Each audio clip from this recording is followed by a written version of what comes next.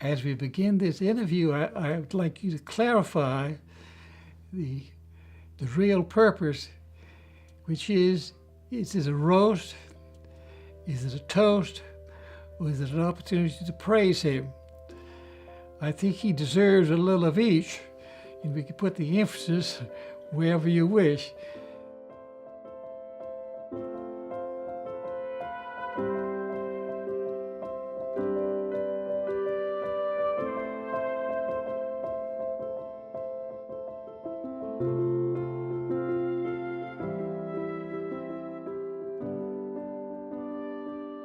My name's Lorraine Jones, and I've been Mr. Gordy's executive assistant for 37 wonderful years. I began working at Flagler Hospital in 1978. 3 years later, in 1981, Mr. Gordy arrived, and he was our new vice president. The first thing that really impressed me about him was one day someone had spilled something out in the hallway, and he got up, went and got the broom and cleaner, and just took care of it himself. And I thought, wow, he's the vice president. But he just took care of it, no problem. I went to George Washington University to get my master's degree. And one of the reasons I did was because you had to do a year's residency somewhere. I got coupled up with Marcus Drua, who was the CEO of Methodist Hospital in Jacksonville. I had a friend who had got hired by Jim Conzemius to be the vice president. And so he called me up one day and he said, "How would you like my job?" So I came down for the interview. Maggie and I both came. I thought it was really interesting because Marcus Drua at Methodist had this office with a view of downtown and fancy everything. And I come into Jim Conzemius' office. He's sitting behind a metal desk. It was like, oh, what a relief. A place where people are grounded, you know. When Joe arrived at Flagler, I had to look up to Joe because he's about 6'2" or 3" at then. And it seemed he's continued to grow. But I stopped looking up to him as a big man. I looked up to him because I admired him.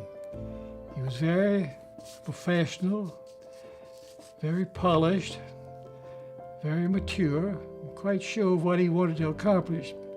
I called him the big man on campus because he was destined to be a leader.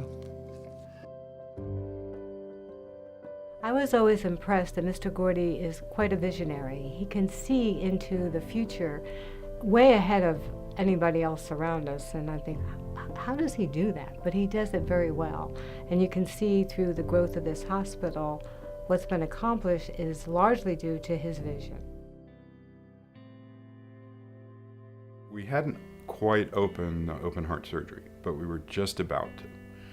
If you remember that time, you can imagine that all of a sudden Flagler Hospital having an open heart surgery program is a brand new thing for a small community hospital, and would send a message to the community about that our capability level was way higher than what they had in their heads or maybe their past experience. So it was a really turning point time. It's a great legacy that Jim left. The base of being able to now take something and make the most of it. We needed to establish ourselves as a very top quality place.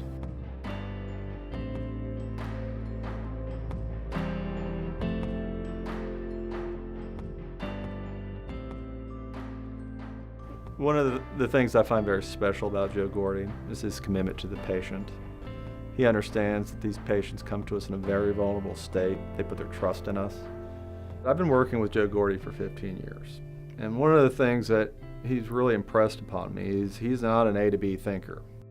He set a course with his organization that we can be one of the best in the United States. And he's impressed upon all of us that it's our responsibility to provide the best possible care while they're here at Flagler Hospital. One of the things I would like to leave as a legacy is that we've truly become a high reliability organization, that we're committed to zero harm.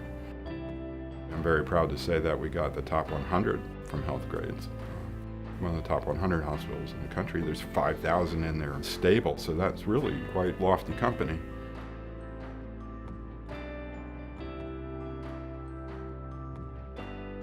Joe has been a reliable strength for the Chamber of Commerce and the Economic Development Council over 20 years. He has made a critical advancement for the Chamber. Big change that has moved the organization forward is this building here we're in today. We could not have been here without Joe's leadership and support of the Chamber. And I think he always had in the back of his mind that at some point we as a Chamber of Commerce needed to have a place where people would really see that it reflects the professionalism of our board members and our staff. I think to me, this is a very strong legacy that he has done for the organization and overall for the economy here. When you're the largest private employer in a community, and you look around and you see the job opportunities, and you want to attract physicians, you need to have a healthy and vibrant economic situation going on. I think Joe always has had a vision of what can be done better in this community, and he has a good grasp of every aspect of St. Charles County, and he knows that if he supports specific areas, that would really boost the economy.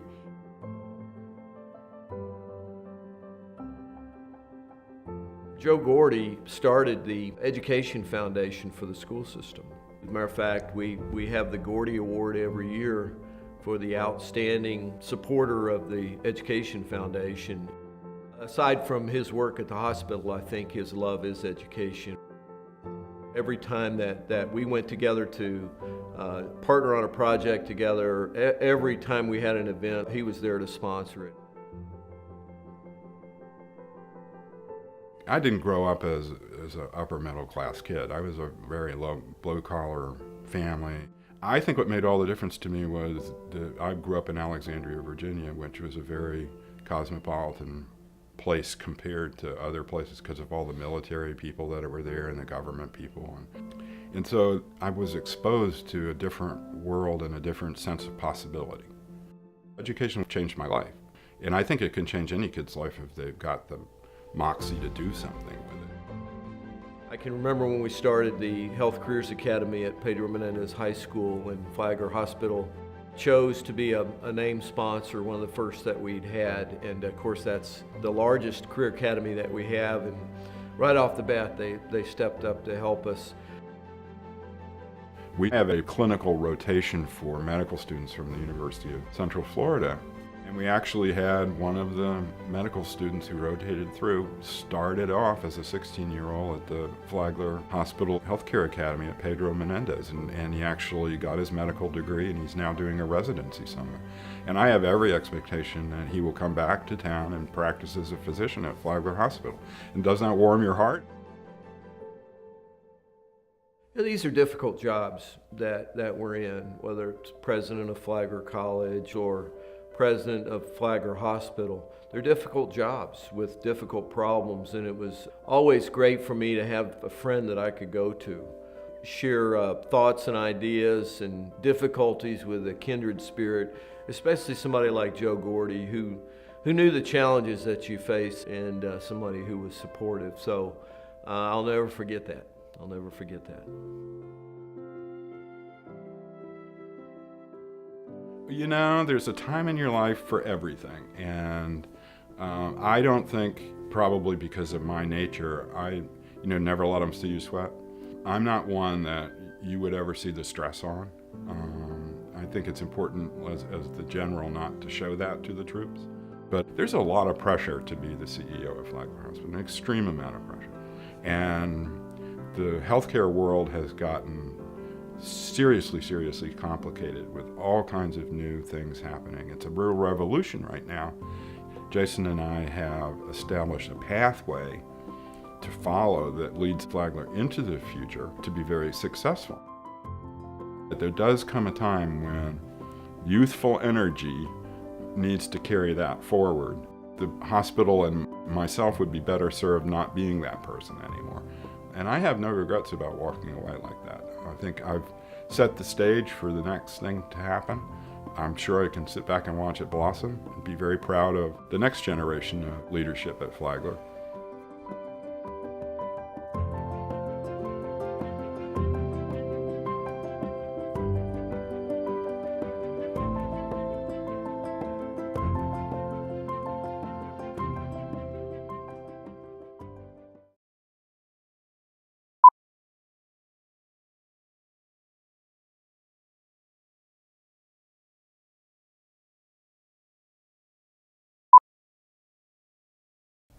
That's great. That's everything I wanted to cover. Is there anything else you wanted to say or add, or? No.